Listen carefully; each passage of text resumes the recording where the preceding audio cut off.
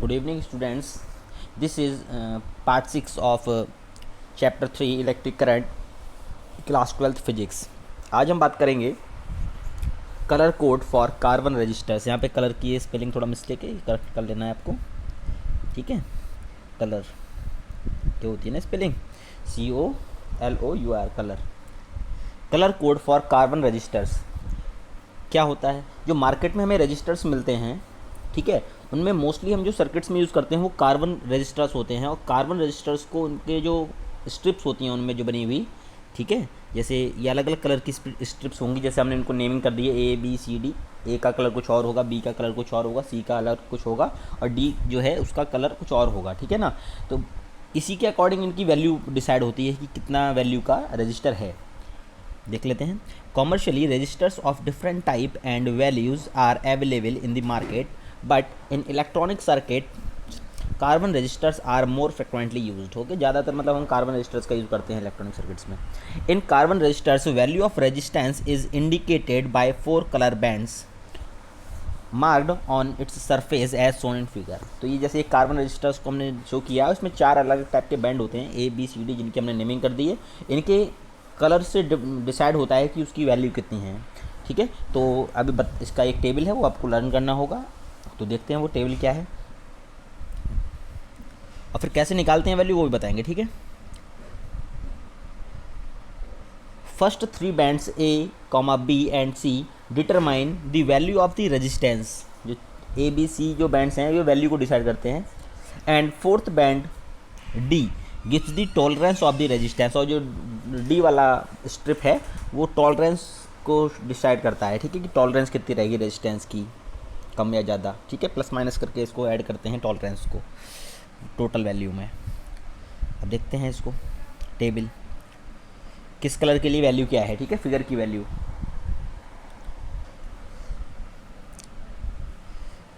Black colours देख लेते हैं पहले कौन कौन से हैं. फर्स्ट ब्लैक, फिर brown, red, orange, yellow, green, blue, violet, grey, white. ठीक है, ये हैं 10 colours. Black, brown, red, orange, yellow, green, blue, violet, grey, white.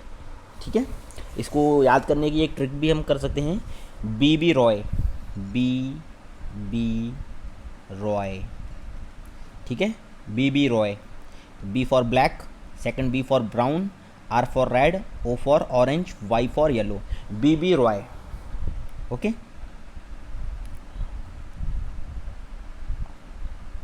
Of great Britain.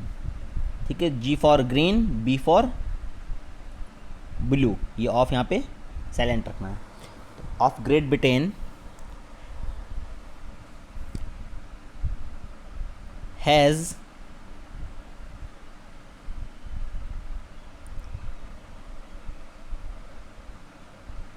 very good wife. Very good wife, has very good wife. BB Roy of great Britain has very good wife. तो इस trick से हम colours को याद कर सकते हैं, क्योंकि कई बार मिस्टेक हो जाती है कि ब्लैक आपने फर्स्ट की जगह सेकंड पे रख दिया, ठीक है, और रेड बाद में रख दिया, तो इससे सीक्वेंस गड़बड़ होगा, तो हमारा जो क्वेश्चन है सॉल्यूशन उसका गड़बड़ हो जाएगा. तो आपको ये ट्रिक याद कर लेनी है. BB Roy of great Britain has very good wife. तो हमारे वाइट कलर्स तक ये हो जाएगा. ठीक है, अगर ब्लैक कलर हम यूज़ कर रहे हैं तो उसके लिए हम जो फिगर यूज़ करेंगे फर्स्ट और सेकंड, जो ये होता है ये फर्स्ट और सेकंड के लिए होता है. ठीक है ना, या फर्स्ट में आप ब्लैक देखते हैं या सेकंड में ब्लैक देखते हैं, तो उसके लिए हम 0 यूज़ करेंगे. 0, ब्राउन के लिए 1, रेड के लिए 2, 3, 4, 5 स्टेप से हम 9 तक यूज़ करेंगे वाइट के लिए. ठीक है, और अगर थर्ड बैंड में ये दिखाई देता है आपको black, brown, red third band में दिखाई देता है, तो उसके लिए हम 10⁻⁴ का यूज़ करते हैं. जैसे 10⁻0, 10⁻1, 10⁻2, 10⁻3, 10⁻, स्टेप से. ओके, वाइट तक हमारा 10⁻9 तक हमारा यूज़ होता है. गोल्ड के लिए 10⁻⁻1 यूज़ करते हैं, और सिल्वर के लिए 10⁻2 यूज़ करते हैं, अगर थर्ड बैंड हमारा गोल्ड या सिल्वर आ जाए. 10⁻1 और 10⁻2 यूज़ करते हैं. टॉलरेंस की बात करते हैं तो जो फोर्थ बैंड होता है, फोर्थ बैंड, ठीक है, फोर्थ बैंड में हमारे ये 3 कलर्स हो सकते हैं. फोर्थ बैंड में जो भी हमने जो बनाया था ABCD, उसमें जो D बैंड है वो तीन कलर का हो सकता है, या तो गोल्ड होगा या सिल्वर होगा या फिर हो सकता है उसमें कोई कलर ही ना हो। तो अगर हम गोल्ड वहाँ पे बना हुआ है फोर्थ बैंड में तो 5% उसका टॉलरेंस लेवल होता है, सिल्वर का 10% होता है टॉलरेंस लेवल, और नो कलर का 20% टॉलरेंस लेवल होता है, ठीक है ना। अभी एक न्यूमेरिकल हम करेंगे 1 या 2, तो उससे हमें पता चल जाएगा कि हम क्या कहना चाह रहे हैं।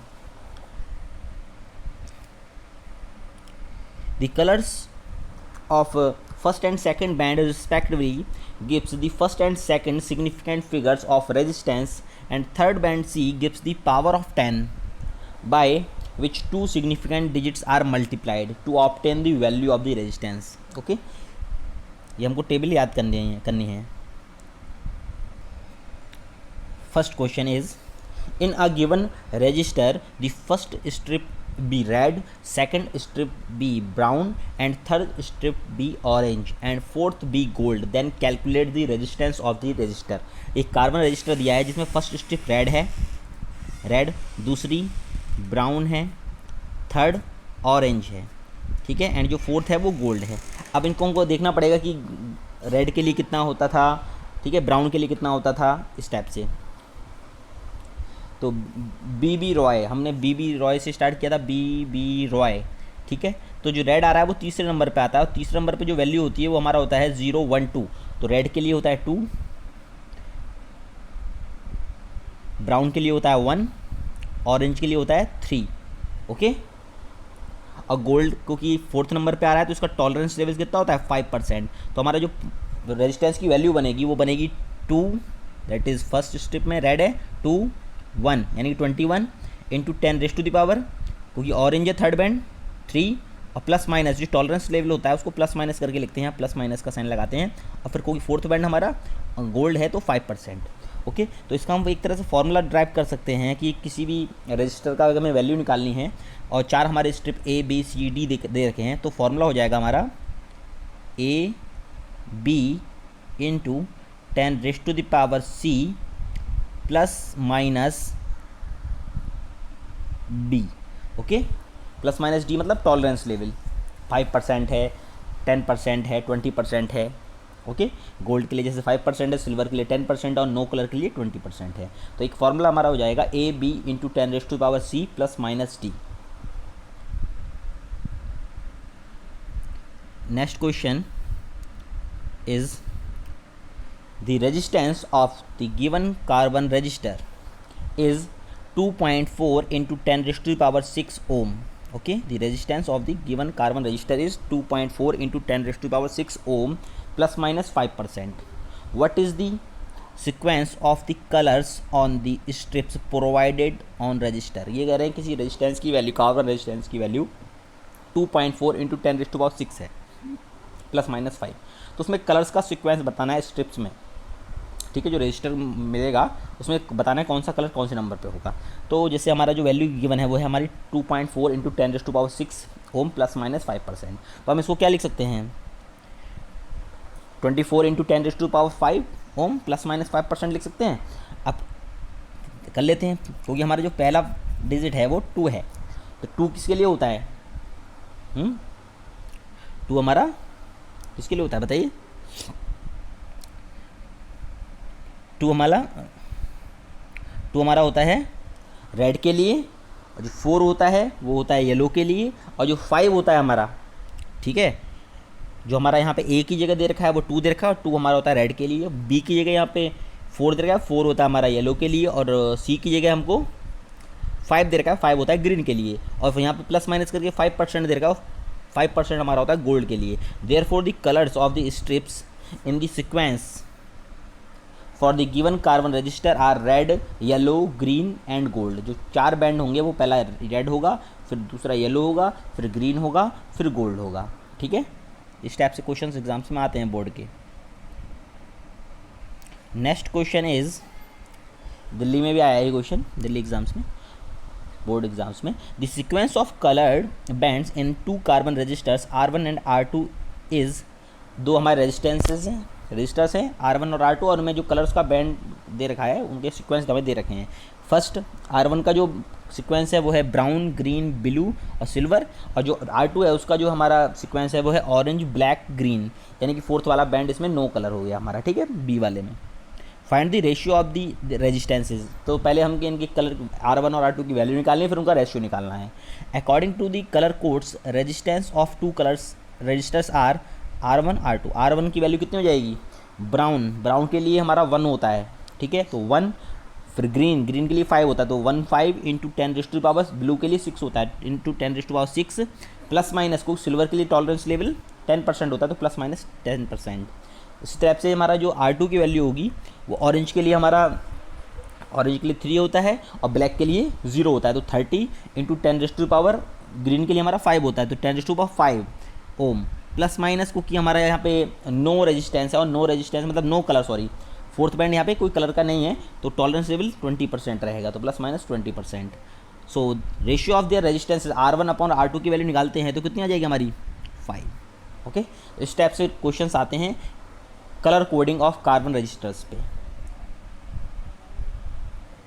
Now next topic is combination of registers. Okay, there are two types of combinations of registers. First is series combination and second is parallel combination. तो series combination और parallel combination दोनों हम स्टडी करेंगे, ये हमने 10th में भी study किया है, ठीक है, लेकिन यहाँ पे टॉपिक तो वही रहेगा, लेकिन हमारे यहाँ पे न्यूमेरिकल्स थोड़ा लेवल इंक्रीज होगा न्यूमेरिकल्स का, ठीक है। तो registers in series, registers are said to be connected in series combination if same current flows through each resistor. अगर एक ही करंट सभी रजिस्टर्स में फ्लो होता है, जैसे अगर यहाँ पे हम डायग्राम देखें, ठीक है, अगर हम यहाँ पे डायग्राम देखते हैं, 3 रजिस्टर्स यहाँ पे कनेक्टेड हैं R1 R2 R3, और तीनों में जो करंट है वो I ही फ्लो हो रहा है, ठीक है, तो हम इन तीनों रजिस्टर्स को कहेंगे सीरीज़ में कनेक्टेड हैं। When same potential difference is applied across the combination, ठीक है, और इन तीनों के बीच में जो पोटेंशियल है वो सेम अप्लाई होता है, लेकिन ये डिवाइड हो जाएगा, R1 के अक्रॉस हो जाएगा V1, R2 के अक्रॉस पोटेंशियल हो जाएगा V2, और R3 के अक्रॉस जो पोटेंशियल है वो V3 हो जाएगा, और टोटल हमारा जो पोटेंशियल है वो V हो जाएगा इन तीनों के कॉम्बिनेशन के, यानी कि इन तीनों के सम के इक्वल। तो V is equal to total voltage difference, potential difference V is equal to V1 plus V2 plus V3, ये हो जाएगा हमारा, ठीक है। Let 3 resistors R1 R2 R3 are connected in series combination if V1 V2 V3 are the potential difference across each resistor R1 R2 R3 respectively. R1 के across potential difference V1 है, R2 के across potential difference V2 है, R3 के across potential difference V3 है, okay, due to the battery of potential difference V।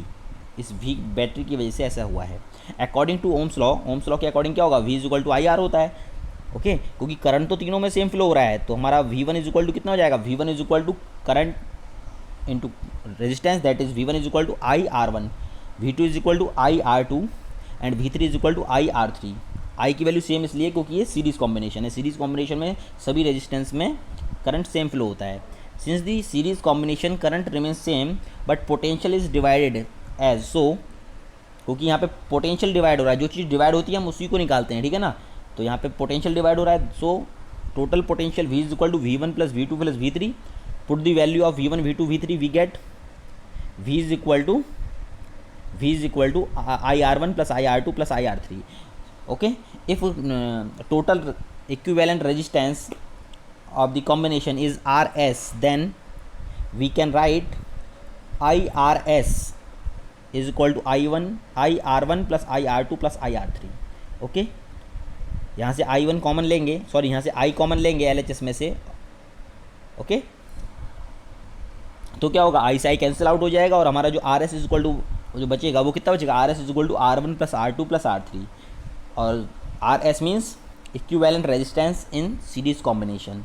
दस equivalent resistance of a number of resistors connected in series is equal to the sum of the individual resistances। तो series combination में क्या होता है, जितने भी resistance जुड़े हुए होते हैं उन सबका डायरेक्ट इंडिविजुअल रेजिस्टेंस का सम कर देते हैं, और टोटल रेजिस्टेंस को मिल जाता है सीरीज कॉम्बिनेशन में, ठीक है। Next topic is resistors in parallel.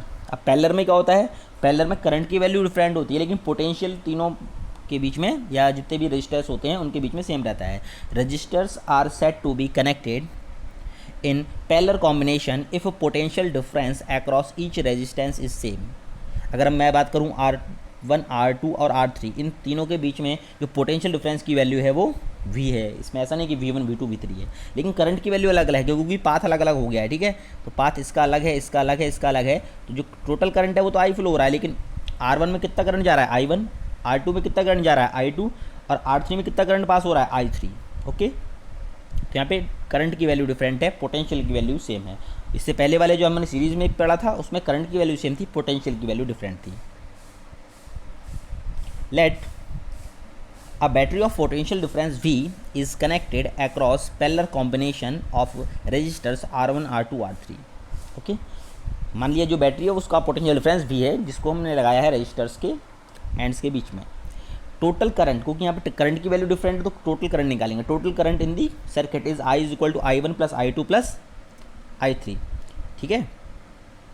Bye applying Ohm's law we get V is equal to, क्योंकि पोटेंशियल डिफरेंस सेम है, V is equal to IR1 plus IR2 plus IR3। Okay, V is equal to IR1 is equal to IR2 is equal to IR3। यहाँ से हम I1 I2 I3 की value निकालेंगे। Okay, यहाँ से I1 I2 I3 की value निकालेंगे तो कितने आएगा, I1 इज इक्वल टू हमारा आ जाएगा V upon R1, I2 is equal to V upon R2 और I3 is equal to V upon R3। उसकी वैल्यू हम यहाँ पे रख देंगे, ठीक है।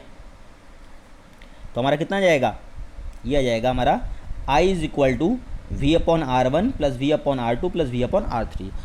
इफ़ टोटल या equivalent resistance in parallel combination is RP then we can write I is equal to total current I is equal to total voltage upon total resistance RP। Okay, तो I की value V upon RP put करेंगे और V से V cancel out हो जाएगा दोनों side से, और हमारा जो फाइनल आंसर आएगा या फाइनल रिजल्ट जो आएगा वो आएगा 1 upon RP is equal to 1 upon R1 plus 1 upon R2 plus 1 upon R3, where RP is the equivalent resistance of the parallel combination. ठीक है, तो आज की इस वीडियो में इतना ही। बाकी की आप इसके न्यूमेरिकल्स जो पैरेलल कॉम्बिनेशन और सीरीज़ कॉम्बिनेशन इसके आप न्यूमेरिकल्स ट्राई कर लीजिएगा, और कोई डाउट हो तो पूछ सकते हैं कमेंट में। अगर वीडियो अच्छी लगी हो तो कमेंट में लिख सकते हैं, लाइक कर सकते हैं और चैनल को सब्सक्राइब कर सकते हैं। Thank you.